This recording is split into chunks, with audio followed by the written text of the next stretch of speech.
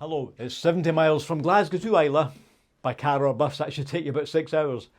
Directly to the west, from Scotland's biggest city, Islay can now be reached by Loganair from Glasgow Airport, that'll be a lot quicker. Or you can drive down the Mull of Kintyre to Kennaicraig, where you can take the Calmac ferry to Port Ellen or Port Ascaig. That's a sail of just over 2 hours, but that could be the most fascinating part of your journey. Dolphins and porpoises are frequent companions, and you might just see a minke whale.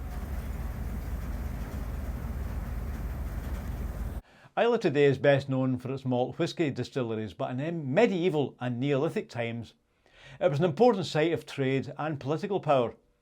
Just 25 miles from Ireland, and on the sailing route for marauding Vikings, Islay was once at the centre and not the edge of Scotland's civilisation. The Lord of the Isles had his base on Islay. The Lords of the Isles were for centuries the kings of a western territory covering the Hebrides and sometimes the Isle of Man, and often parts of Argyll too. At times, the lords were vassals under the kings of Ireland or Norway, and at other times ruled as effective kings in their own right. John MacDonald II, Lord of the Isles, actually made an international treaty with the King of England, Edward IV, to help the MacDonalds take over Scotland. The Wars of the Roses in England frustrated MacDonald's plans, which eventually brought to an end the rule of the Lords of the Isles, and in the 15th century, King James IV deposed the MacDonalds and took over all their lands, so for the first time the Hebrides were under the control of the King of Scots.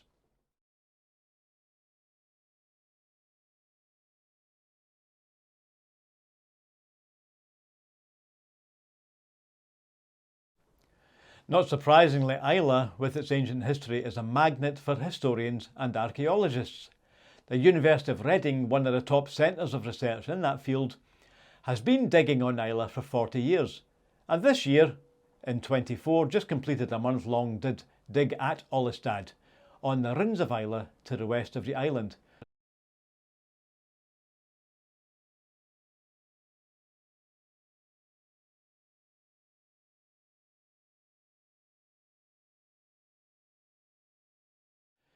This is the site of an 18th century township which was clearly a busy and fairly prosperous place 200 years ago, but is now another victim of the clearances. Nobody has lived here for years. In 2022, a project was set up by Islay Heritage and the University of Reading under Professor Steve Mithen.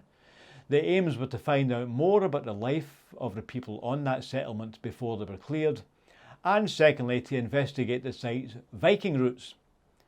The place name Olistadh comes from a northward stadir, which means place or abode, and there are several Viking names around Islay.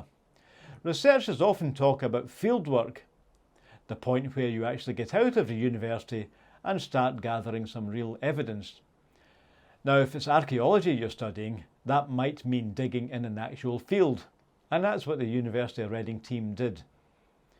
In June and July 24, a team of lecturers and about 50 undergraduate students led by Professor Mithen got up at 6:30 or 7 a.m. and made their way to the now abandoned Olistadh township and spent many's a tough day, ignoring both the wet weather and the midges, to unearth Olistadh's secrets. What the students found at Olistadh was an example of a rural township, not located near any of the island's ports or larger towns, but clearly a busy site of rural commerce. Under the centuries of soil and grass which the students first had to dig out, they found clues in the stone. As the drone pictures show you, this was a complex of several buildings, well designed and well built. Most of the stone has been taken over the years by local farmers for their own buildings, but this steading shows signs of a well-planned development, which could have supported 50 or 60 local people. It's known that they were all cleared out by the laird in 1851, but what were they busy at up till then? Once the stones were cleared and the soil removed, the team realised they were looking at an industrial site. The channels and dips in the stone construction show this site was used for the drying of barley. Those channels are ducts to allow the warm air to flow under the floor from the fire pit to the rooms where the barley was stored. Students uncovering certain stones were told by the lecturer that these must have formed a kiln. There's evidence of commerce too. These people were not only selling the dried barley, but were also buying in products and supplies from the mainland. Artefacts like pipes and ceramics must have been brought in.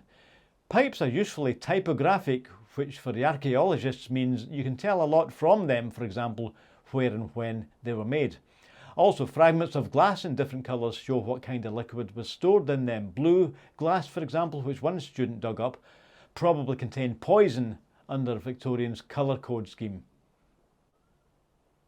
The students studying for their degree in archaeology need to combine academic knowledge with the practical analytical skills of a researcher.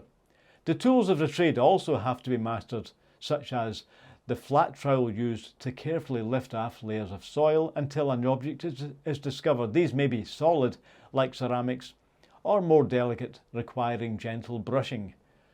Other fragile discoveries will be packed up carefully and sent to the university where more study can be done, for example by conservationists or carbon daters.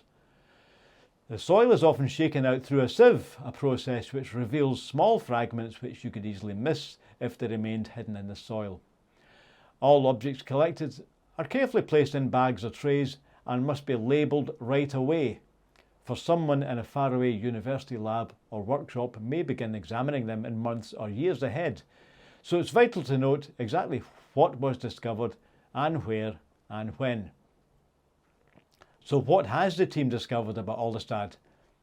Firstly, they found no Viking remains at all. This is surprising, although it's been suggested that Vikings may have integrated into the local population and not actually left anything distinctive.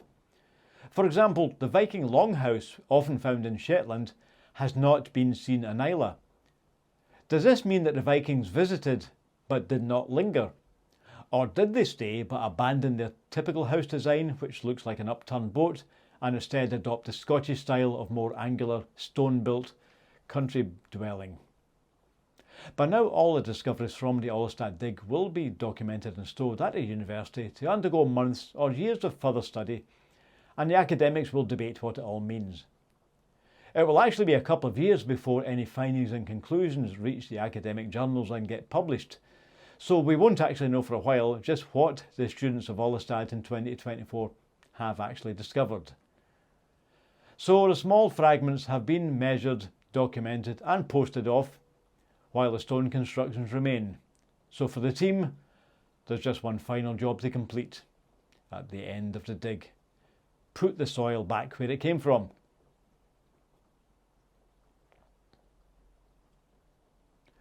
For the last 2 days of the dig in the first week of July, students had to fill bags with the soil which they'd dug out just a month before, carry those bags to the trenches and fill everything in again. This filling in step is the final task in the dig. The protocol is to leave things as they were, possibly undisturbed for centuries, out of respect for the past and for the folk who lived there. After a thorough and long research period, the team have by now extracted all the information or small objects which they need, and these will be the subject of analysis and debate as the team goes home to reflect on what they've found. A thriving small rural industry, but nae Vikings. News for Scotland would like to thank Professor Mithen and his team for showing us their work on Islay, and we're especially grateful to Sarah Lambert-Gates who gave us the drone footage.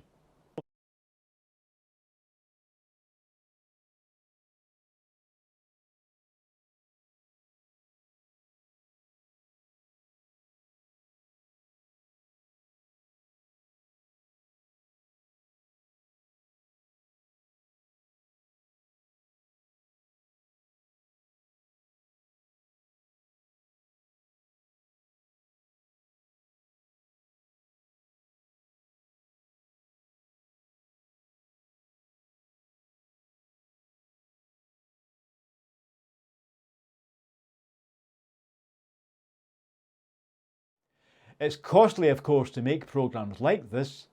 Scotland is a big place and we have plenty of stories to tell.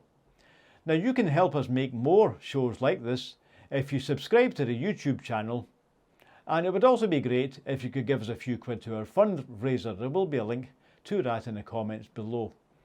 And if you follow us on TikTok, please tell your pals about us and pass it on.